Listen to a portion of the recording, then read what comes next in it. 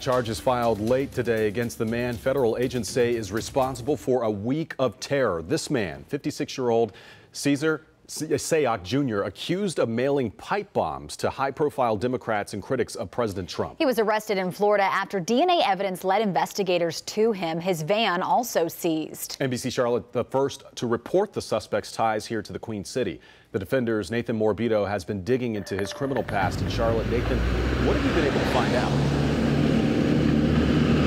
Well, we've since learned that Cesar Sayoc moved to Charlotte more than 30 years ago from Miami, specifically to play soccer. That's what one of his former college teammates at UNC Charlotte told me. He didn't play soccer here long, but it was one of several stops in North Carolina. I am pleased to inform you that law enforcement has apprehended the suspect and taken him into custody.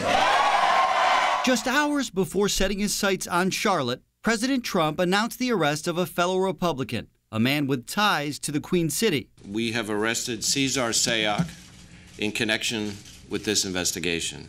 UNC Charlotte confirms in his 20s, Sayoc attended the university for 1 year with an undeclared major. He also played soccer, his stats listed in the archives. Brevard College confirms he also attended school there for 3 semesters starting in the fall of 1980. Now age 56, Sayoc is originally from New York, but he's also lived in New Jersey, Michigan, and Florida, where investigators arrested him today, and of course North Carolina, including at an address in Mint Hill. Not far from there, Matthews police arrested him on Independence Boulevard on April 10, 1999, after an officer responded to a car broken down that we're told turned out to be stolen. Court records reveal the Mecklenburg County District Attorney's Office dismissed the charge. Today, the courts won't tell us why. The bottom line is that Americans must unify.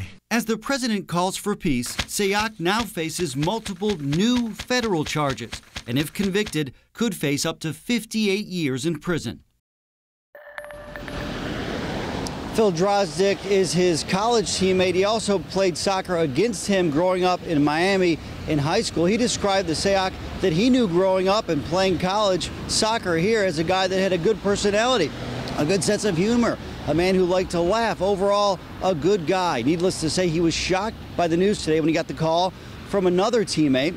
He told me when these guys were all in college together, they talked about women and soccer, not politics. Reporting live, Nathan Morbido, NBC Charlotte. A lot can change.